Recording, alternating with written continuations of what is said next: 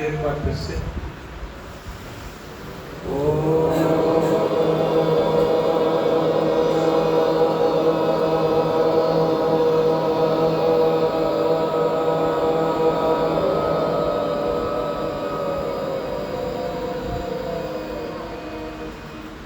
एक बार पुनः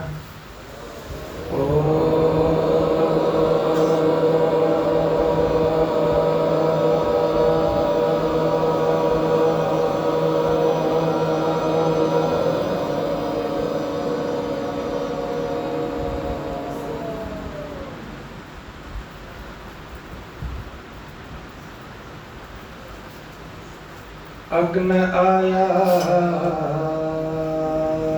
ही भीतरे गृणानो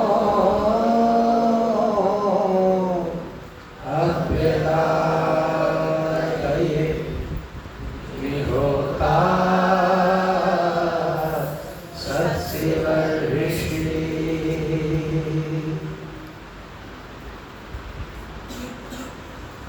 यूं ही जीवन गंवाने से क्या फायदा, चंदन ईंधन बनाने से क्या फायदा, जिसमें भक्ति की ज्योति जली ना कभी,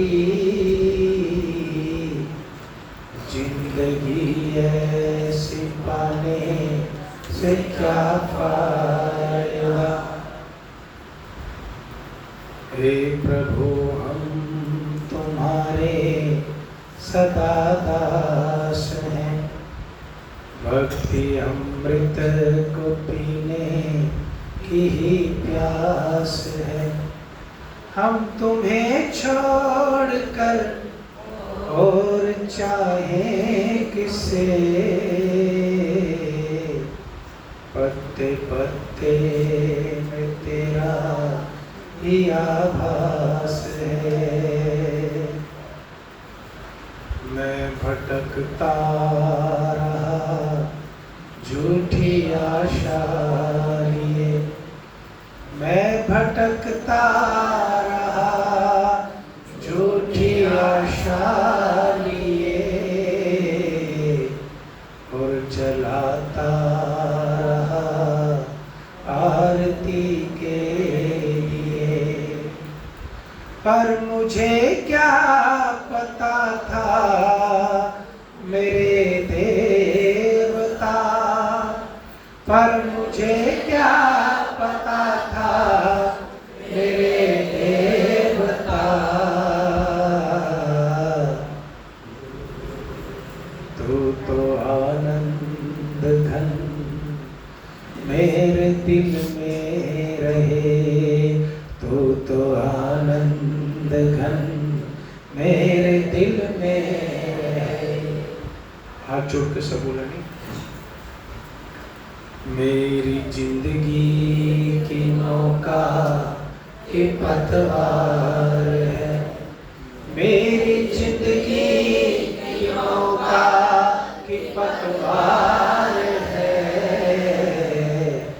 हे प्रभु बस तू ही अब मेरा प्यार है, तू है सच्चा सखा सच्चा साथी मेरा, तू है सच्चा सखा सच्चा साथी मेरा। ये मेरी जिंदगी तेरा उपहार है, ये मेरी जिंदगी तेरा उपहार है। ओम शांति शांति शांति। हाथों को थोड़ा सा आगे ऐसे कीजिए, दर्शन कीजिए। गरम गरम हथेली को कोमल आंखों पे लगाइए। धीरे से आंखें खोलिए। अपने स्नेह, प्रेम और आशीर्वाद की दृष्टि मेरे चेहरे पर केंद्रित कर लेंगे। सबकी दृष्टि यहाँ होनी चाहिए। थोड़ा चेतना में बैठे, आलस्य को छोड़ें और थोड़ा मुस्कुराते हुए बैठिए। अच्छी जगह बैठे, सत्संग में बैठे। उपस्थित भद्र पुरुषों, वंदनीय मातृशक्ति, प्रिय ब्रह्मचारी, ये जो प्रवचन होते हैं ना, ये बहुत सावधानी के साथ होते हैं, क्योंकि सौरभ जी ने ऐसी व्यवस्था कर दी है कि रिकॉर्ड भी होता है और इसको लोग बाहर भी सुनते हैं। अभी लाइव है कि बाद में चलता है? बाद में चलता है। बाद में चलता है। लाइव वाला कर लो, कोशिश करते हैं जी। टेक्नोलॉजी तो बहुत अच्छी हो रही है। अब आज जैसा कि हमारे श्रद्धेय माता संतोष लाल जी ने कहा और माता के लिए गीत भी सुनाया। सबके पास माँ के लिए अच्छी अच्छी बातें हैं, कविताएं हैं, भजन हैं। गायत्री जी के पास भी एक कविता माँ के ऊपर बहुत अच्छी है। मैंने भी गीत माँ के ऊपर लिखा है, उपकार तेरे माता जाएंगे। 2 लाइन सब बोलेंगे फिर आगे चलेंगे। उपकार तेरे माता जाए नहीं भुलाए, माँ तेरी याद आए, माँ तेरी याद आए। उपकार तेरे माता जाए नहीं भुलाए, माँ तेरी याद आए, माँ तेरी याद आए। पृथ्वी से भारी तू है, ऋषियों ने है बताया। पृथ्वी से भारी तू है, ऋषियों ने है बताया। दुखों की तपिश में माँ है तू ठंडी छाया। दुखों की तपिश में माँ है तू ठंडी छाया। ओ तेरे समान जग में कोई प्यार ना लुटाए, माँ तेरी याद आए, माँ तेरी याद आए। उपकार तेरे माता जाए नहीं भुलाए, माँ तेरी याद आए, माँ तेरी याद आए। मर्यादा पुरुषोत्तम श्री राम ने एक बात कही, न मे स्वर्णमयी लंका न मे लक्ष्मण रोचते, जननी जन्मभूमिश्च स्वर्गादपि गरीयसी। यद्यपि कुछ लोग कहते हैं कि ये कहाँ का है, कैसे है, कुछ ज्यादा प्रमाणित नहीं है। तो बात बहुत पते की है।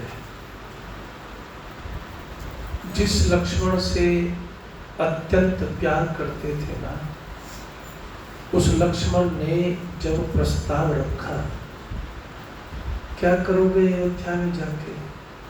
क्या रखा है वहां?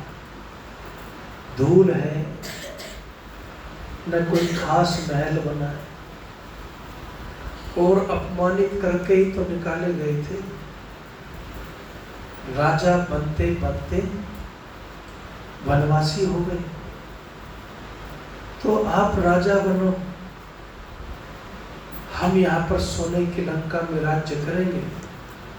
वहां तो अपना ही भाई भरत राज्य कर ही रहे हैं। तो कहा विभीषण को वचन दिया, उसका क्या होगा? तो आम आदमी की भाषा क्या होती है? लक्ष्मण ने कहा वचन देख लेंगे, आप राजा बनो, बस हम संभाल लेंगे विभीषण को। तब क्या कहा? उसी लक्ष्मण को जिसके लिए ये कहा था कि हनुमान, अगर मेरा भाई लक्ष्मण जीवित नहीं बचा तो फिर राम के भी प्राण बचेंगे नहीं। लक्ष्मण चला गया तो समझो राम भी चला गया। न फिर ये युद्ध होगा, न धर्म की स्थापना होगी, जो भी हो, लेकिन लक्ष्मण के बिना मैं जीवित न रह पाऊंगा। तब जो हुआ उसका सब जानते हैं। उस लक्ष्मण को फटकार लगा दी और क्या कहा कि मुझे सोने की लंका से कोई मोह नहीं, कोई ज्यादा प्यार नहीं। मुझे आज वो लक्ष्मण भी अच्छा नहीं लग रहा जिसको सोने की लंका बोलो अच्छी लग रही है। क्योंकि हे मेरे प्रिय लक्ष्मण, तुम भूल गए इस दुनिया में माँ का स्थान, जननी का स्थान और जन्मभूमि का स्थान दुनिया में बोलो सबसे ऊपर, स्वर्ग से ऊपर।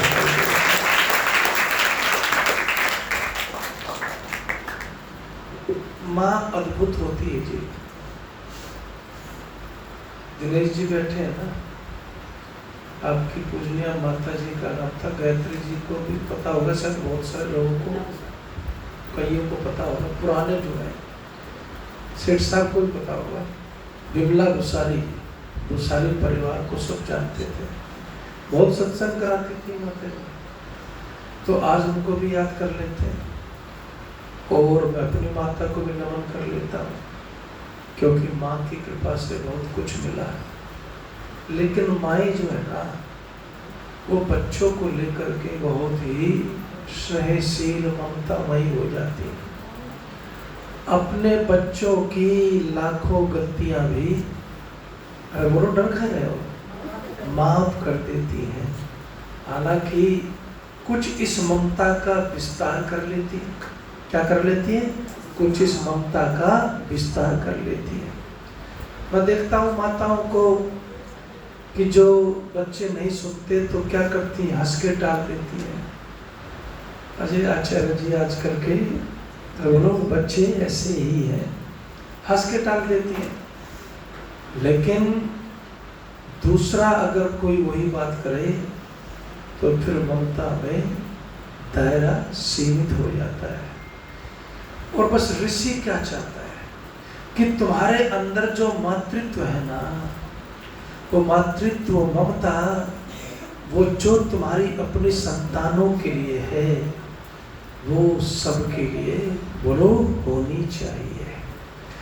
जो इस विस्तार को पा जाता है, जो माँ इस विस्तार को पा जाती है, बस वह अपने जीवन को बोलो सफल कर जाती है। जननी है जिसको स्वर्ग से बढ़ कर के बताया, और जन्मभूमि है बोलो जिसको स्वर्ग से बढ़ कर के बताया।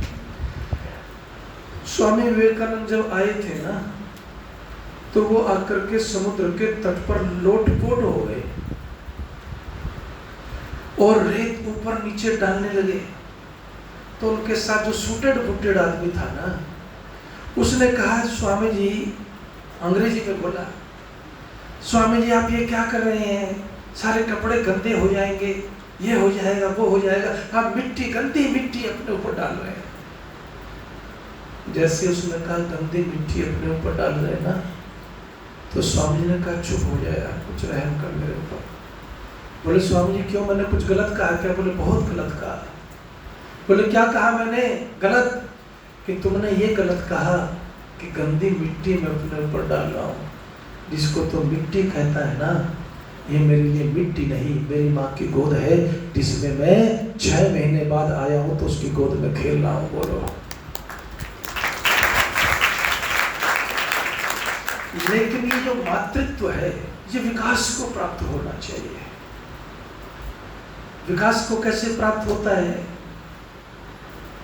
जब तक आप अपने संगठन को, अपनी फैक्ट्री को, अपनी कंपनी को, अपने विद्यालय को, अपने समाज को परिवार की तरह से नहीं समझते, तब तक आप अपने लिए भी समस्या खड़ी करेंगे और दूसरों के लिए भी समस्या खड़ी करेंगे।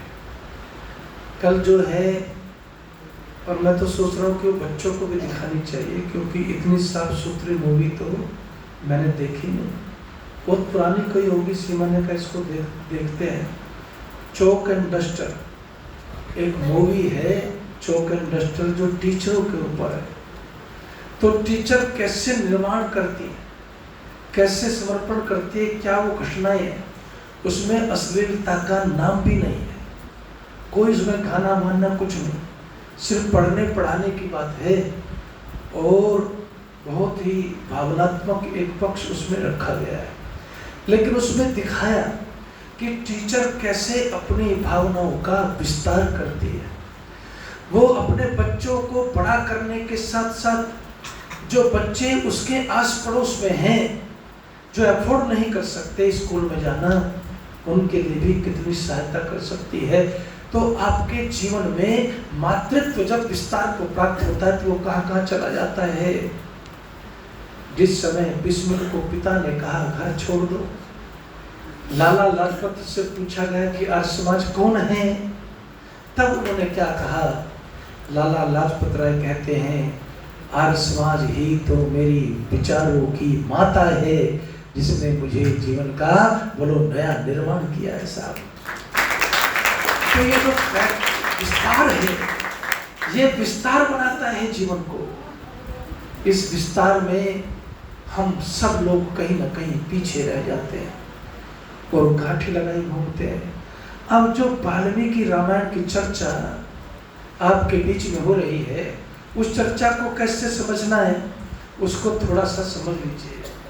कहते हैं कि एक मंत्र है, इन्द्रम वर्धन्तो अप्तुरः कृण्वन्तो विश्वमार्यम अपघ्नन्तो अरावणः। कहते हैं अपनी आत्मा को दिव्य गुणों से अलंकृत करते हुए, इसमें एक शब्द लिखा कि कंजूस आदमी आर्य नहीं होता, चाहे वो प्रेम बांटने में कंजूस हो, चाहे वो वाणी के विषय में कंजूस हो। बात समझ रहे कि नहीं समझ रहे? चाहे वो धन के विषय में कंजूस हो, वो आर्य नहीं हो सकता। कहते हैं अपघ्नन्तो अरावणः कृण्वन्तो विश्वमार्यम। कहते हैं हमारे शुभ कर्मों को करते हुए, आत्मा को दिव्य गुणों से अलंकृत करते हुए, मनुष्यों को जो है संसार को आर्य बनाते हुए हमें विचरण करना है साहब। हमारे अंदर जो संकीर्णता है ना, वो संकीर्णता हमारे अंदर के प्रेम को विस्तृत न होने देती। वो हमारे अंदर इतनी क्षमताएं हैं, इतनी क्षमताएं हैं, उन क्षमताओं को विस्तार नहीं प्राप्त करने देती, क्योंकि हम चुंबक की तरह से जहाँ चिपके हैं, बोलो वहीं चिपके रहना चाहते हैं, उन्नति खुद नहीं करना चाहते, आगे खुद नहीं बढ़ना चाहते। तब जो है राम के चरित्र में एक श्लोक आता है, क्या आता है? सर्वदा विगतः सद्भिः समुद्र इव सिन्धुः आर्यः सर्वसमयश्चैव सदैव प्रियदर्शनः। कि कैसे हैं राम? तो बोला राम तो आर्य है। पूछा आर्य कैसा होता है आर्य? यहाँ हिंदू सिंधु के चक्कर में पढ़ के सड़ गए हम लोग। और किस तरह की बातें जो हैं लोग, मैं तो भी आप भी महसूस करते होंगे जो भी हवन में कार्यक्रमों में या दाएं बाएं समाज में जाते हैं, सनातन के नाम पर फिर अंधकार बढ़ता जा रहा है, फिर अविद्या बढ़ती जा रही है। और पोप लीला करने वाले इन पाखंडी पंडितों की पो 12 ऋषिदान लिखते हैं, फिर पो 12 हो रही है और कुछ नहीं हो रहा है। सनातन क्या है, संस्कृति क्या है, सत्य क्या है, ये न तो जानते हैं तो बताएंगे आगे से क्या। पता नहीं मैंने आपको बताया था कि नहीं पिछले रविवार को, है पिछले रविवार को बताया है पिछले रविवार को कि मैं नामकरण संस्कार कराने गया। बोले कि ये बताओ इसके पैर सोने के हैं या चांदी के हैं। मैंने कहा पैर तो जो भगवान ने दिए वही है, सोने चांदी के क्या मतलब है। उन्होंने कहा जी पंडित जी बताते हैं पैर सोने के हैं, चांदी के हैं, लोहे के हैं, तांबे के हैं, और जो पंडित जी बताते हैं उसी धातु के पैर बनवा के पंडित जी को दे देते हैं। अंधकार कहाँ तक छाया हुआ है। और ये जो तथाकथित पैसे वाला वर्ग है ना, ये अंधकार को बढ़ाने में सबसे आगे रहता है। गरीब आदमी देगा क्या जी सोने के पैर, वो तो कहा पंडित जी अगर करवाना है तो करवा देना, नामकरण नहीं तो अपने घर जा भाई। सोना तो हमने नहीं देखा 1 लाख रुपए का वैसे ही हो रहा है आजकल, लेकिन अंधकार सतरफ बढ़ रहा है। अब आर्य कहा, ऋषिदान ने एक बात कही थी, अरे कर्म भ्रष्ट तो हो गए, धर्म भ्रष्ट भी हो गए, कम से कम नाम भ्रष्ट तो मत हो। अपने नाम को तो याद रख लो कि तुम जो है आर्य थे। आर्यवर्त हमारे देश का नाम रहा, हम आर्य रहे। ऋषिदान की पीड़ा है ये, और इस पीड़ा से निकलने के लिए अभी भी कोई प्रबल प्रयास हम लोग नहीं करते हैं। कहते हैं कि आर्य कैसे हैं, तो कहते हैं जैसे सारी नदियां जो है ना, जरा बात को ध्यान से सुनने समझिएगा। और जो है कृष्णलाल अरोड़ा जी जो धीरज जी के पिता, वो भी सच्चे आर्य थे। तो कहते हैं जैसे नदियां समुद्र में जाती हैं और समुद्र में जाकर के आश्रय को प्राप्त करती हैं, ऐसे ही जो आर्य होता है ना, वो सबके हित के लिए हमेशा सबसे बोलो घिरा रहता है जी, सबसे घिरा रहता है। वो संकीर्णता में नहीं, संकोच में नहीं। देखिए जहां आप रहते हैं, 2-4 बातें ऊंच नीच अपने काम कावत सुनिए ना, कि जहां 4 बर्तन होंगे, बोलो वहां थोड़ी बहुत खटपट होती भी रहनी चाहिए, कोई ऐसी बात नहीं, लेकिन वो बहुत आगे नहीं जानी चाहिए। मन भेद कहते हैं ना, कि कोई पता नहीं ऐसे कहते कि मन भेद की तरफ नहीं जानी चाहिए। मतभेद तो एक माँ के गर्भ से जो है ना 2 बेटे पैदा होते हैं, एक ही माँ के गर्भ से, और धरती आसमान का अंतर होता है। कई बार तो एक दूसरे का चेहरा भी देखने को तैयार नहीं होते। एक ही माँ के गर्भ से जन्म लेते हैं ना, तैयार नहीं होते, माँ भी कुछ नहीं कर पाती। तो आप जो है इस बात को हमें समझना है कि आर्य बनने की दिशा में सबसे पहला हमारा प्रयास क्या होना है। तो कहते हैं कि हम जो है ऐसे बने कि हम दूसरों के हित में इतने तल्लीन हों कि हम लोगों से बोलो घिरे हुए हों। और जैसे समुद्र में जाकर के नदियां शांत हो जाती हैं। अच्छा मुझे बताओ सब लोग कि समुद्र में जाने के बाद कोई गंगा गंगा कहता है क्या समुद्र को? बोलो, यमुना यमुना कहता है, सरस्वती सरस्वती कहता है, कुछ नहीं कहता। समुद्र हो गया सब, गंगा क्या हो गई? अब समुद्र हो गई। आप समुद्र हो सकते हैं अपने गुणों से, अपने व्यवहार से, अपने चरित्र से, अपने जीवन से, लेकिन कैसे? कहते हैं कि आपके अंदर केवल दूसरे के हित की बोलो कामना होनी चाहिए। और जैसे सारी नदियां समुद्र में जाकर संतुष्ट, यात्रा भागदौड़ सब पूरी, आपके पास जो है कम से कम वह व्यक्ति आपके व्यवहार से, जीवन से थोड़ा बहुत संतुष्ट होना चाहिए। अब ये कहते हैं कि ये आर्य है और सदैव प्रिय दर्शन। जब आप खुश रहते हैं और जब आपके अंदर परहित की भावना होती है तो फिर उसके से क्या निकल के आता है? तब ऋषि कहता है कि फिर तुम देखने में बहुत अच्छे लगते हो। अरे बोलो कैसे लगते हो? बहुत अच्छे लगते हो। अच्छा केवल वही नहीं लगता जिसकी सूरत चमकती हुई हो, जिसकी नाक कान बड़े सुंदर हो, वो भी अच्छा लगता है जिसका व्यवहार भी अच्छा हो, जो शांत रहना भी बोलो जानता हो और शांति से जीना भी जानता हो। और फिर क्या कहते हैं, जिसके मन में प्रेम का सागर हो दूसरों के लिए। जिस दिन ये होता है उस दिन आपके व्यक्तित्व का विराट रूप सामने आता है, जैसे ऋषिदानंद का विराट रूप है। आपको दुनिया में कितने दादू था ना, अनपढ़ आदमी था लेकिन सात्विक था, भक्ति करता था। अंग्रेज आया घोड़े पे चढ़ के अपनी क्यारी में घास छील रहा है, दादू आश्रम है हरिद्वार में, घास छील रहा है। अंग्रेज ने पूछा कहाँ है दादू, बोला देख लो आगे होंगे। उसको लगा मेरे साथ बदतमीजी की, ठीक से जवाब नहीं दिया, एक चाटा दिया और चाटा मार के चला गया अंदर। अंदर जाके पूछा दादू कहाँ है, बोले दादू तो वही है जिसे तू चाटा मार के आया है, वही है दादू। बोले अरे कमाल का आदमी है, मैं उससे मिलने आया हूँ और वो दादू घास छील रहा है और मैंने चाटा मारा, कुछ बोला ही नहीं। तो अगर बोल देता तो फिर दादू क्या होता, फिर तो दर्शन किसके करने आता। वापिस गया, माफी मांगी। तो दादू ने क्या कहा, तूने चाटा मारा तब भी मेरे चेहरे की मुस्कुराहट नहीं गई, अब तू पैरों में पड़ा है तब भी चेहरे पर कोई अभिमान नहीं है। कोई बात नहीं, हो जाता है, चलो बातें करते हैं। तो जीवन में विस्तार होता है। जिस दिन इस विस्तार को आपने करना सीख लिया, बड़े बड़े शत्रुओं को भी समा जाते हो, पी जाता है इंसान, बड़े बड़े अपमान सम्मान को पी जाता है, अन्यथा डिप्रेशन में दाएं बाएं इधर उधर परेशानी में पड़ जाता है। तो ये आर्यत्व के जो लक्षण हैं ये बहुत कमाल के हैं साहब। फिर आगे क्या कहता है, सच सर्व गुणोपेता। बात समझना, अगर समझ जाओ तो ये राम के माध्यम से आर्यत्व के गुणों का विस्तार है जी। सच सर्व गुणोपेता है, कोई गुण नहीं जो राम के चरित्र में जीवन में ना हो। और फिर क्या कहता है, कौशल्यानंद वर्धन,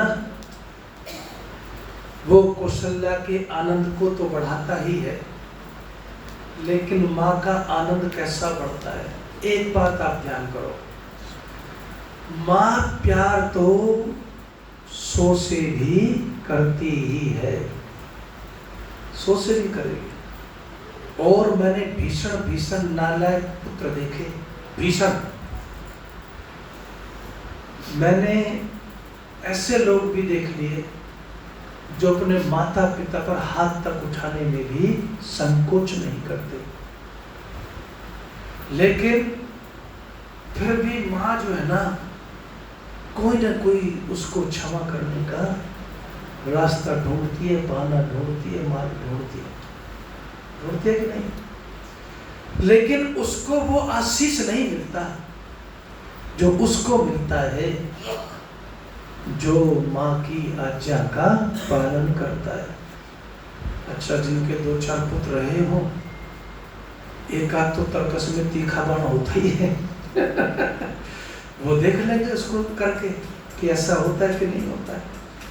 प्यार तो कम नहीं होता, कहते हैं कि आत्मा में तो माँ की आग लगी होती संतान के लिए, लेकिन उसको आशीष मिलता है जो बोलो आज्ञाकारी होता है, उसको आशीष मिलता है।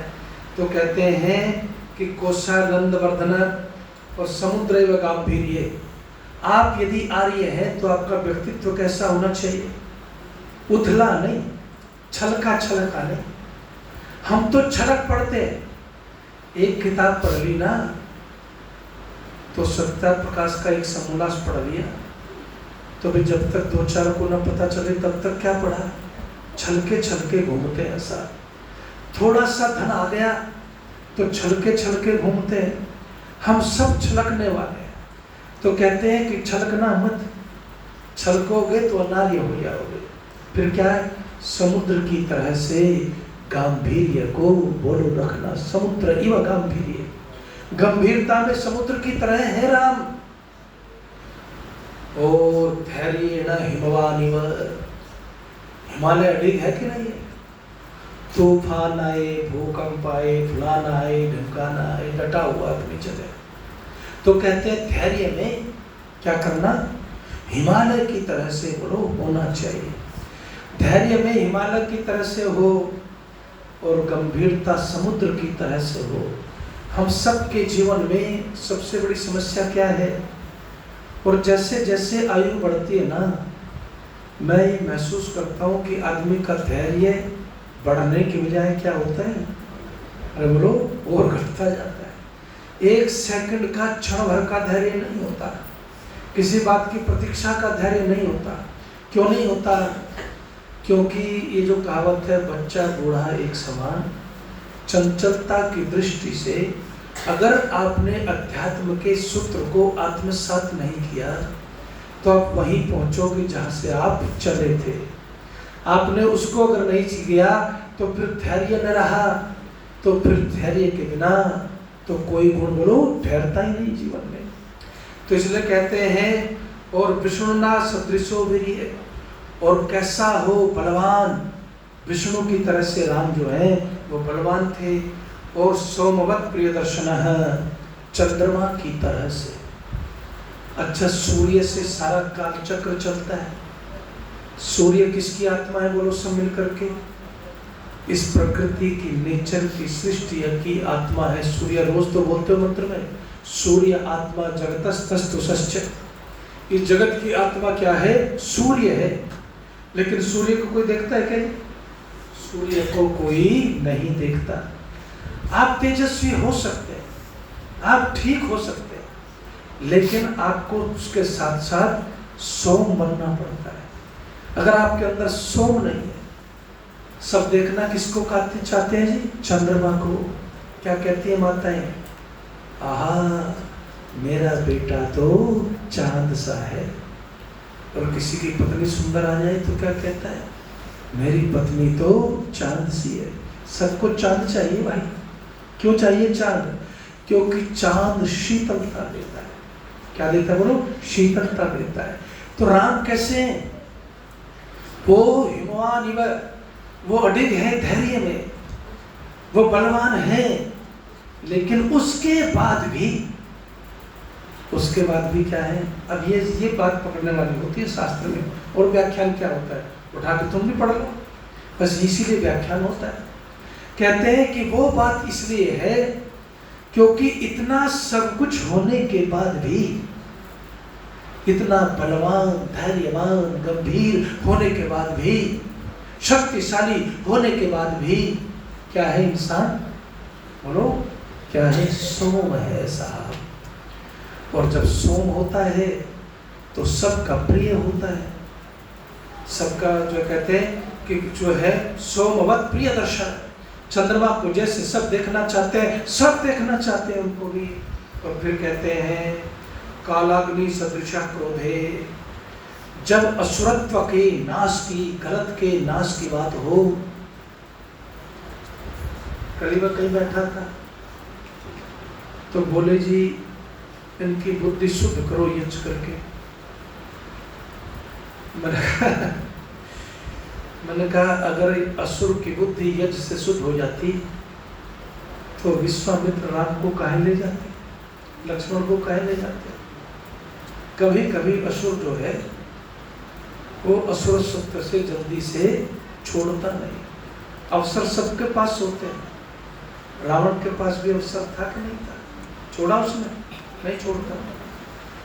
तो कालाग्नि सदृशा क्रोधे, क्रोध जब करते हैं तो हालांकि मैंने ये देखा चरित्र में राम के जीवन में क्रोध कभी प्रकट रूप में नहीं दिखाई पड़ता, लेकिन क्रोध प्रकट रूप में दिखने वाला, अब आपको एक वैज्ञानिक बात बता देता हूं, समय तो हो गया लेकिन थोड़ा सा सुन लो। ऋषिदान से पूछा मृत्यु क्या है? ये चर्चा आपको कोई नहीं बताया। तीसरे समोल्लास को पढ़ना, कभी पलट लिया करो एक आध पेज। मृत्यु क्या है? तो ऋषि ने कहा कि प्राणों की गति का उल्टा होना ही बड़ो मृत्यु है। फिर उन्होंने कहा कि प्राणों की गति में व्यवधान, उल्टापन कैसे होता है? उसमें बहुत सारी चीजें बताई, उसमें से एक चीज बताई क्रोध। जब तुम्हें भयंकर क्रोध आता है तो तुम मृत्यु की तरफ बढ़ने लगते हो और तुम्हारे प्राणों की गति उल्टी होती है। तभी तो तुमने कोई मेहनत की क्या? तुमने कोई हल चलाया क्या? तुमने कोई दौड़ लगाई क्या? लेकिन क्या उखड़ गया? प्राण उखड़ गए तुम्हारे। क्यों उखड़ गए? क्योंकि ऋषि कहते हैं जिन कार्यों को करने से प्राणों की गति उल्टी हो जाए वो ही मृत्यु की तरफ तुम्हें लेके जाते हैं। तो वैसा क्रोध नहीं था आपके जीवन में प्राणों की गति को उल्टी करने वाला, लेकिन गलत को सही करने वाला था। फिर क्या कहते हैं? और क्षमया पृथ्वी क्षमा, सुन लो भाई, आर्य बनना चाहते हो तो क्षमा में पृथ्वी के समान। अपने लिए दूसरे नियम, दूसरों के लिए दूसरे नियम। अपनी संतान सुने न सुने सब मात, दूसरों के लिए तलवार। अपने परिवार के लिए कुछ और नियम, दूसरे के लिए कुछ और नियम। इसको आर्य नहीं कहते। और क्षमा, जिस दिन तुम्हारे अंदर हृदय से क्षमा निकलती है ना, तो ये कितनी बड़ी बात ऋषि ने की। मैं कभी कभी बड़ा सोचता हूँ, तब जाके समझ में आती है। आप सोचते हो यूं ही कह दिया, यूं ही सुन लिया, हो गई बात। ऐसा नहीं।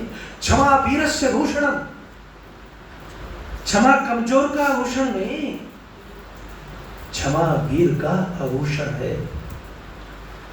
लेकिन हम सॉरी बोल भी देते हैं, क्षमा क्षमा भी हो जाती है, लेकिन टोकरा वही रहता है, उसको नहीं छोड़ते।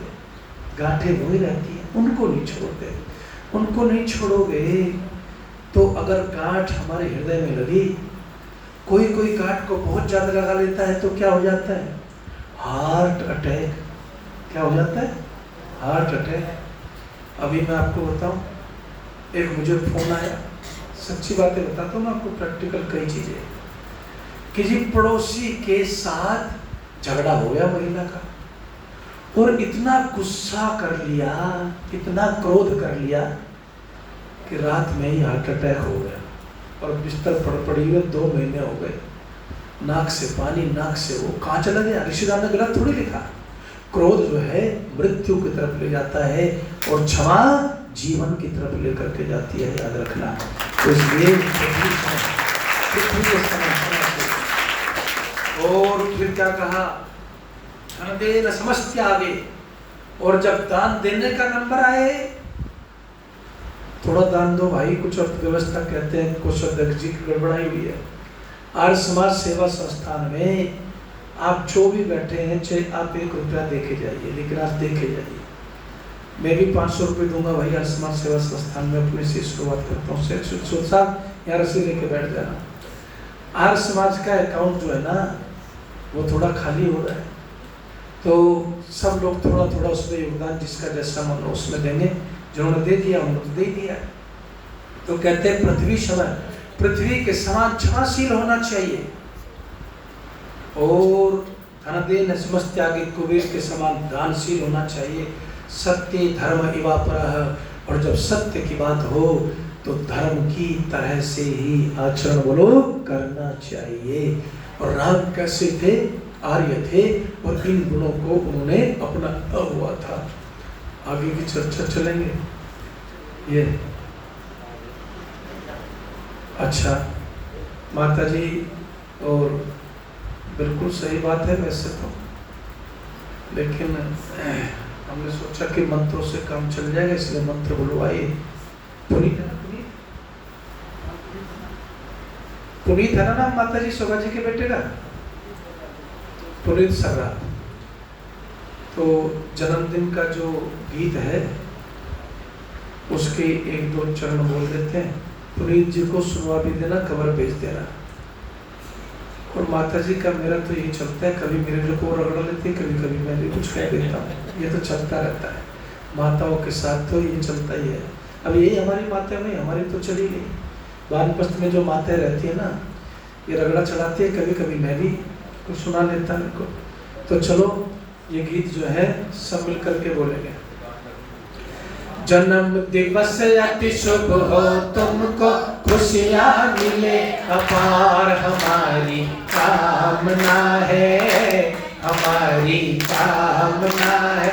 चढ़ो सफलता की सीढ़ी पर, जीत लो ये संसार हमारी कामना है, हमारी कामना।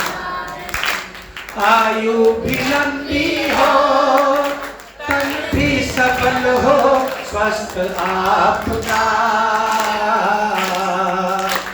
उत्तम विचारों से मन भी प्रबल हो, शुद्ध आपका हो। मनो यशस्वी और तेजस्वी, उत्तम हो व्यवहार हमारी कामना है, हमारी।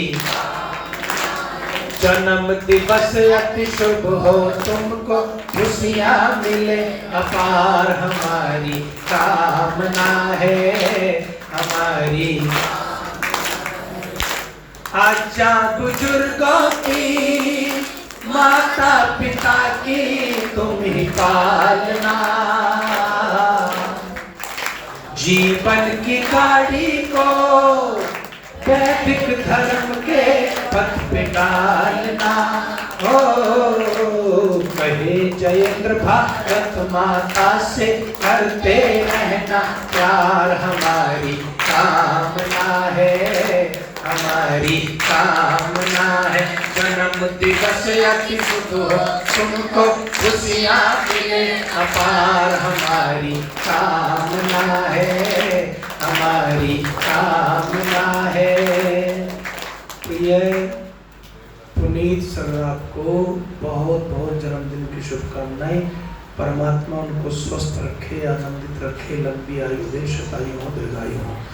ओम द्यौः शांति